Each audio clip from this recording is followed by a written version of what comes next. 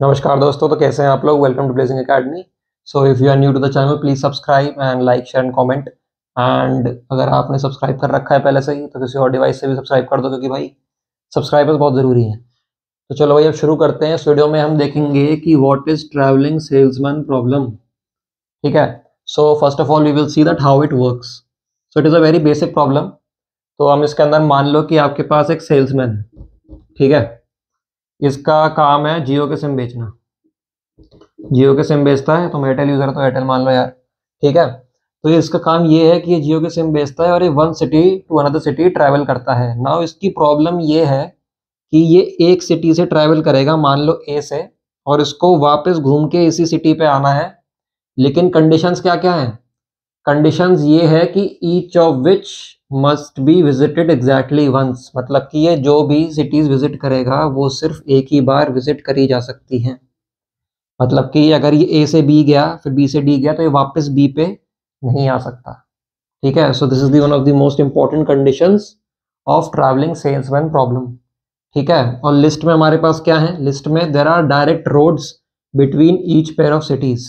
मतलब कि जो हमारी लिस्ट क्रिएट होती है उसके अंदर हमारे पास ये जो नोड्स दिए हैं ए बी सी और डी, ये सिटीज हैं, और उनके बीच में जो डिस्टेंस है, सॉरी जो पाथ है, उसके बीच का डिस्टेंस हमारे को गिवन होता है। ठीक है। नाउ एक देखते हैं कि स्टेट स्पेस रिप्रेजेंटेशन क्या होती है। स्टेट स्पेस रिप्रेजेंटेशन कुछ नहीं है, it is just the representation of two cities. हम दो सिटी का पेयर बनाते हैं फ्रॉम दी स्टार्टिंग वाली city, that is the starting point, and between them we write the distance between the two. For example, A is the starting point in this particular question. ठीक है।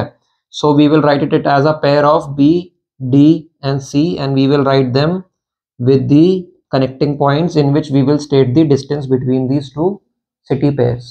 ठीक है। इतनी बात समझ आई? पहली बात यह है कि भाई एक सिटी एक ही बार विजिट करनी है, घूम के वापस उसी सिटी पे आना है। मतलब ए से चले थे तो वापस ए पे आना है, सारी विजिट करनी है सिटीज, और सारी एक बार ही करनी है। ये सबसे इंपॉर्टेंट कंडीशन है। ठीक है। और ये जो बीच में इनकी लेंथ दे रखी है, ये डिस्टेंस बिटवीन द सिटीज है। तो इस क्वेश्चन को सॉल्व करने के भाई दो तरीके होते हैं। पहला आपका तरीका होता है normal brute force method. Normal brute force method. Second है आपका डायनामिक मेथड। ठीक है। मतलब कि डायनामिक प्रोग्रामिंग को यूज करके हम इसको सॉल्व कर सकते हैं। मैं दोनों को तरीके से आपको सॉल्व करना बताऊंगा। पहले हम ब्रूट फोर्स मेथड देखेंगे, फिर देखेंगे कि इन दोनों में क्या ज़्यादा फर्क है टाइम कॉम्प्लेक्सिटी को जब हम निकाल रहे हैं, या फिर है अभी या नहीं है। ठीक है। वो हम चीज़ें इसमें देखेंगे। तो पहले हम ये वाला क्वेश्चन देखते हैं। मान लो हमारे पास एक सेल्समैन है यहाँ पे, इसका नाम है राज, जो भी आपका नाम है वो मान सकते हैं। इसको भाई सारी सिटीज ट्रैवल करनी है और वापस ए पे आना है। कंडीशन क्या है? सारी एक ही बार करनी है। ठीक है। और ये हमारा स्टेट स्पेस रिप्रेजेंटेशन है, वो मैं समझा चुका हूँ।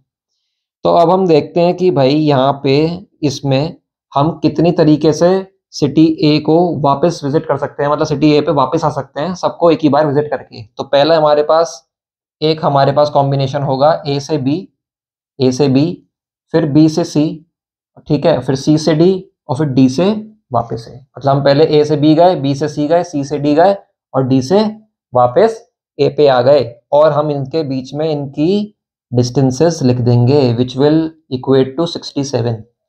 ठीक है। ये मैंने पहले से कैलकुलेट करके रख रखी है, आप एक बार तभी चेक कर सकते हैं, वैसे तो सही होगी। ठीक है। तो ये हमारी वन ऑफ दी सॉल्यूशंस है। मतलब कि इस तरीके से हम सॉल्व करके, एक तरीका तो हमारा ये आ गया ग्रीडी एल्गोरिथम की वजह से। ठीक है। अभी हम ग्रीडी एल्गोरिथम यूज कर रहे हैं यहाँ पे ब्रूट फोर्स के साथ, ग्रीडी एल्गोरिथम।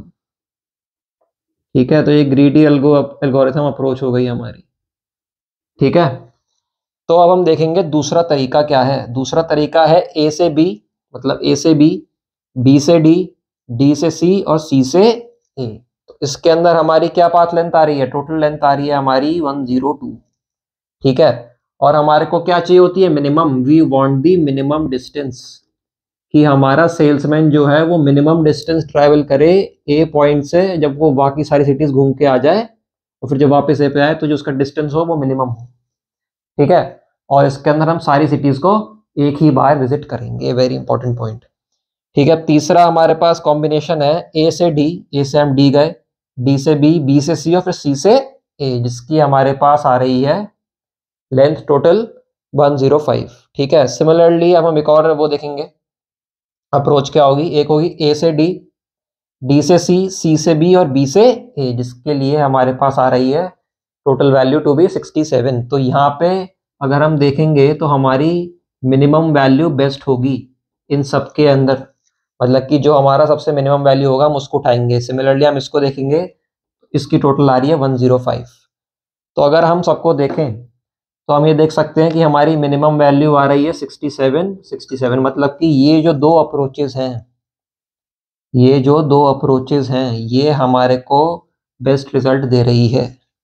मतलब कि हमारे को ये सबसे शॉर्टेस्ट पाथ प्रोवाइड कर रही है, जिसमें हमारे को सबसे कम टाइम लगेगा ए से वापस आने में, बाकी सारी सिटीज को एक बार विजिट करके। ठीक है, तो ये एक तो हमारा हो गया ब्रूट फोर्स सॉल्यूशन, इसके अंदर हमने ग्रीडी एल्गोरिथम को यूज किया है। अब देखते हैं भाई ये वाला क्वेश्चन क्या है। ठीक है, ये वाला क्वेश्चन देखते हैं, फिर हम सब टाइम कॉम्प्लेक्सिटी वगैरह भी देखेंगे, सारी चीजें देखेंगे। अभी इसकी पहले इसको समझ लेते हैं।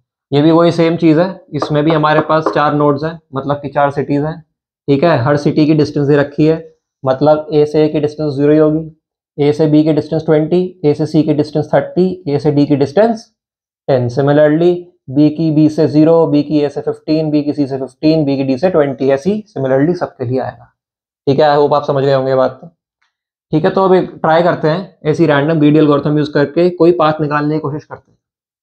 मान लीजिए हमने शुरू करा ए से, ठीक है, फिर ए से हम गए बी पे, ए से हम गए बी पे, तो हमने क्या देखा, पाथ लेंथ क्या है, ए से लेके ए से बी है 20। ठीक है, फिर हमने सोचा कि बी से जाते हैं डी, बी से गए हम डी पे, तो जब हम बी से डी पे जाएंगे तो बी से डी की लेंथ कितनी है, 20। ठीक है, सिमिलरली अब हम डी से जाएंगे सी पे, जब हम डी से गए सी पे तो हमारी लेंथ कितनी है, 15।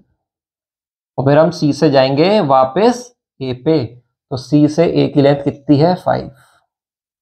तो अगर हम कैलकुलेट करेंगे तो ये आपका हो गया 40, ये आपका हो गया 20, तो आपकी टोटल लेंथ कितनी हो गई, 60। टोटल लेंथ आपकी कितनी हो गई, 60 हो गई।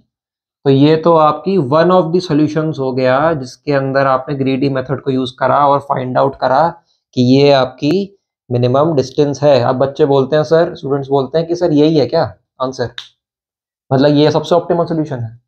ऐसा नहीं है, हो सकता है कि हम इसको सॉल्व करें और कोई उससे और कोई अप्रोच से सॉल्व करें, मतलब कि और कोई पाथ अगर हम चूज करें तो हो सकता है हमारी 55 आ जाए या 50 आ जाए। तो this is not the most optimal solution but it is one of the solutions. जैसे कि हमने यहाँ पे निकाला था ना, तो मान लो 60 102 के बराबर है, तो उससे कम एक मिल गया था ना हमारे को 67, तो ये आंसर नहीं था, आंसर ये था। ठीक है, सिमिलरली यही चीज है कि हमने वन ऑफ द सॉल्यूशंस निकाला है ग्रीडी अप्रोच को यूज करके। तो एक बार हम टोटल नंबर ऑफ सॉल्यूशंस बना के देखते हैं कि भाई हमारे को कितने मिलेंगे। शुरुआत कहाँ से करेंगे, ए से ही करेंगे भाई। ठीक है, फिर ए के बाद हम कितनी जगह जा सकते हैं, बी पे, सी पे और डी पे। फिर बी के बाद हम कितनी जगह पे जा सकते हैं, हम जा सकते हैं सी पे और डी पे। सी से कहाँ जा सकते हैं, बी पे और डी पे। डी से कहाँ जा सकते हैं, हम बी पे और सी पे। ठीक है, अब हम सी से जाएंगे डी पे, ठीक है, और फिर डी से जाएंगे वापस ए पे। सिमिलरली हम डी से यहाँ पे कहाँ जा सकते हैं, सी पे। सी से जाएंगे हम कहाँ पे, ए पे। सिमिलरली अगर हम यहाँ पे देखें, हम बी से कहाँ जाएंगे, बी से हम जाएंगे डी पे, फिर डी से हम जाएंगे ए पे। ठीक है, फिर हम जाएंगे यहाँ से डी से बी पे, बी से ए पे, यहाँ से हम जाएंगे सी पे, फिर हम जाएंगे ए पे, इधर आएगा बी, इधर आएगा ए। एंड पॉइंट हमारा हमेशा ए होना चाहिए क्योंकि हमें घूम फिर के वापस अपनी स्टार्टिंग पॉइंट पे आना होता है। तो हमारे पास कितने तरीके हैं, 1 2 3 4 5 6, 6 तरीके हमारे निकल के आए हैं जिस तरीके से हम ए को वापस जा सकते हैं, सबको एक एक बार ट्रेवर्स करके, लेकिन सिर्फ एक ही बार। ठीक है, ओवरलैपिंग नहीं करी है हमने इसमें। ठीक है, तो मान लेते हैं हम कोई और पाथ उठाते हैं। हमने अभी क्या बात उठाई थी, ए से बी, बी से डी, डी से सी, मतलब कि ए बी डी सी और ए। तो हमारी इसकी पाथ लेंथ आई थी 60, इसकी पाथ लेंथ हमारी आई थी 60। अब हम निकालते हैं एक बार इसकी पाथ लेंथ निकालते हैं, ए से लेके सी, मतलब ए से सी का डिस्टेंस कितना है, 30 है। सी से बी का डिस्टेंस कितना है, सी से बी का हो गया आपका 10। और बी से डी का कितना है, बी से डी का है आपका 20 और डी से ए का कितना है 10। तो हम यहाँ पे देखेंगे कितना हुआ, ये 10 और 10 20, 20 और 20 40, 40 और ये 70। तो अभी भी जो हमने पहले निकाला था वो बेटर निकल के आ रहा है। समझ रहे हो बात को कि हमने इसको कैसे निकाला पाथ को, और पाथ लेंथ को कैसे यूज करके हमने टोटल वैल्यू निकाल ली। तो ये तो हमारी है नॉर्मल ग्रीडी अप्रोच, मतलब कि हम ब्रूट फोर्स यूज करके यहाँ पे आंसर्स को निकाल रहे हैं। ठीक है, एक बार और निकाल के देख लेते हैं भाई किसी के लिए, ए से बी निकाल लेते हैं, ए से बी, बी से सी, डी से ए। ठीक है, तो अब ए से बी कितना है, ए से बी है 20, फिर क्या है बी से सी, बी से सी कितना है 5, बी से सी 5, फिर सी से डी, सी से डी है 30 और डी से ए है हमारा 10। तो मान लीजिए ये 20 और 30 50 60 और 65। तो अभी भी हमारा जो है सोल्यूशन जो हमने सबसे पहले निकाला था वो बेस्ट आ रहा है। ठीक है, आप इन बाकी सब का भी निकाल के मुझे कमेंट सेक्शन में बताइए क्या वो 60 से बेटर आ रहा है। बेटर का क्या मतलब है, मतलब कि if this is less than 60, मतलब कि लेस देन 60 है, 60 से अगर ये आपका छोटा है तो फिर इनमें से जो भी 60 से छोटा है वो बेस्ट ऑप्शन होगा तीनों के कंपैरिजन में। ठीक है, तो ये तो हमारे सॉल्यूशन हो गए ब्रूट फोर्स से। अब भाई इसकी एक बार टाइम कॉम्प्लेक्सिटी देखते हैं, टाइम कॉम्प्लेक्सिटी देखते हैं हम। इसके अंदर हम क्या कर रहे हैं, हम 1 से स्टार्ट कर रहे हैं, फिर हमारे पास n नंबर ऑफ नोड्स आते हैं। ठीक है, फिर n नंबर ऑफ नोड से हम वापस 1 पे जाते हैं। ठीक है, तो हमारा ये एंड पॉइंट तो सेम रहता है, तो बीच के हमारे पास कितने बचे n माइनस 1 नोड्स। बीच में हमारे पास कितने बचे n माइनस 1 नोड्स, मतलब कि हमारे पास कितने तरीके से कर सकते हैं इसको solve, n minus 1 factorial, n minus 1 factorial. यहाँ पे n कितना है, यहाँ पे n is equal to 4, n minus 1 कितना होगा 3, और 3 फैक्टोरियल कितना होता है 6। मतलब कि 6 तरीके हैं कि हम a से घूम के बाकी सारी सिटीज को एक बार वापस ए पे आ सकते हैं। और हमने कितने तरीके निकाले 6, 1 2 3 4 5 और 6। ठीक है, तो ये तो हो गई आपकी टाइम कॉम्प्लेक्सिटी। तो हम इसको कैसे डिनोट कर सकते हैं, this can be written as big O of n to the power n। इसको ऐसे डिनोट कर सकते हैं which is the worst time complexity ever, मतलब इससे खराब टाइम कॉम्प्लेक्सिटी आपकी होती ही नहीं है। This is n to the power n। हमने क्या पढ़ी थी इससे पहले, 2 टू द पावर n भी पढ़ चुके हैं एक्सपोनेंशियल, लेकिन ये है n to the power n, मतलब कि और भी खराब टाइम कॉम्प्लेक्सिटी। अब बच्चे बोलते हैं, स्टूडेंट्स बोलते हैं कि भाई ठीक है सर ब्रूट फोर्स से कर रहे हैं हम, ये मेथड ग्रीडी मेथड से कर रहे हैं, दैट इज वाई हमारी टाइम कॉम्प्लेक्सिटी इतनी खराब आ रही है। वो कहते हैं कि डायनामिक प्रोग्रामिंग अगर हम इसमें यूज करेंगे तो हमारे को तो बहुत बढ़िया हो जाएगा, हमारा बड़ी जल्दी सॉल्व हो जाएगा, टाइम कॉम्प्लेक्सिटी कम हो जाएगी, हमारा सेल्समैन भी जल्दी पहुंच जाएगा। अच्छा, तो ऐसा करते हैं कि भाई मुझे बताओ डायनामिक प्रॉब्लम को सॉल्व करने के लिए कौन कौन सी कंडीशन सेटिस्फाई होनी चाहिए।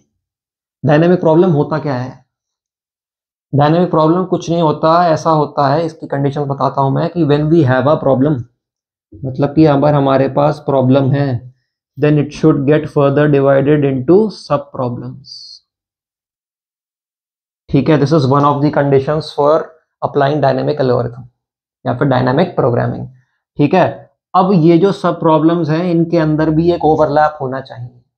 ठीक है, मतलब कि प्रॉब्लम्स तो डिवाइड हो रही है हमारी सब प्रॉब्लम्स में, साथ ही साथ जो हमारी सब प्रॉब्लम्स हैं उनके अंदर एक मेमोरी होनी चाहिए, मतलब कि they should be overlapping, there should be some overlapping between the sub problems, ताकि हम उस ओवरलैपिंग को मेमोरी में सेव करके अपने सोल्यूशन में उसको बार बार रिपीट करके अपना आंसर को शॉर्ट कर सके। That is what dynamic programming is all about. ठीक है, रीयूज करा जाता है चीजों को, रिपीट करा जाता है। ठीक है, तभी हम उसके अंदर ओवरलैपिंग ढूंढते हैं जो हमने सब प्रॉब्लम्स क्रिएट करी हैं। ठीक है, अब आप कोई स्टूडेंट होगा तो वो जो समझदार स्टूडेंट होगा आपकी तरह, वो समझ जाएगा कि देखो भाई ये रही हमारी एक प्रॉब्लम, ठीक है, और ये रहे इसकी सब प्रॉब्लम्स, ये रहे एक और सब प्रॉब्लम 1, सब प्रॉब्लम 2, सब प्रॉब्लम 3। एक कंडीशन तो हमारी सेटिस्फाई हो गई कि भाई सब प्रॉब्लम से डिवाइड हो रही है, लगाते डायनामिक प्रोग्रामिंग। अब दूसरी कंडीशन देखते हैं। दूसरी कंडीशन क्या थी हमारी, ओवरलैपिंग की। हमारी चीजें या फिर हमारी सब प्रॉब्लम्स, ये ओवरलैपिंग लिखा है, ओवरलैप होनी चाहिए। ठीक है, तो यहां तक तो कुछ ओवरलैप नहीं कर रहा है। नाउ अगर आप आखिरी में देखें, so these things are overlapping.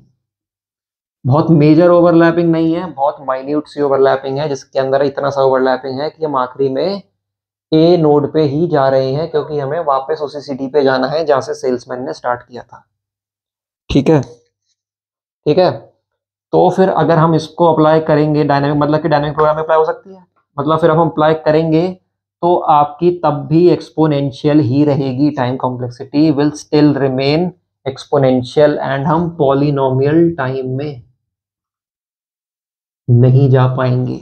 मतलब कि हम इतनी मेहनत करेंगे डायनामिक प्रोग्रामिंग लगाने की, उसके बाद भी हमारे को पॉलिनोमियल टाइम कॉम्प्लेक्सिटी नहीं मिलेगी, हम अभी भी इसी पे रहेंगे, जो कि है exponential time complexity, which is one of the worst time complexities ever.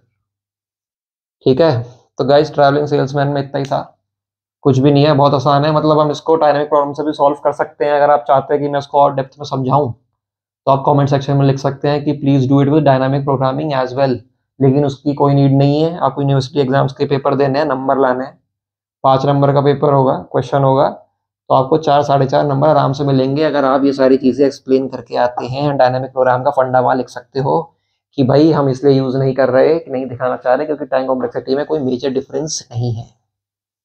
ठीक है, एंड जो हमारी टाइम कॉम्प्लेक्सिटी आ रही है वो दोनों में ही एक्सपोनेंशियल आ रही है, पॉलिनोमियल नहीं आ रही। So this is a easier solution. ये थोड़ा बड़ा सोल्यूशन है आपको और अच्छे से समझाने के लिए, डेप्थ में समझाने के लिए। And university point of view से this is more than enough. University exam point of view से this solution is more than enough. आपके नंबर, हमें नंबर लाने ना भाई, हम यूनिवर्सिटी में नंबर लाने, नंबर आ जाएंगे। मैं लिख के आया हूँ ये सोल्यूशन, मुझे नंबर मिले, मैंने साइकिल का स्टूडेंट हूँ। ठीक है, so these are the solutions that you will do for travelling salesman problem. Viva में भी बता सकते हैं, प्रैक्टिकल में भी बता सकते हैं, और थ्योरी एग्जाम में भी आप बिना किसी दिक्कत के ये लिख के आ सकते हैं। So guys, this is it for this video, and if you are able to understand it, just write wow in the comment section, and it would be great to know that you were able to understand it. ठीक है, so guys, see you in the next one. Thank you.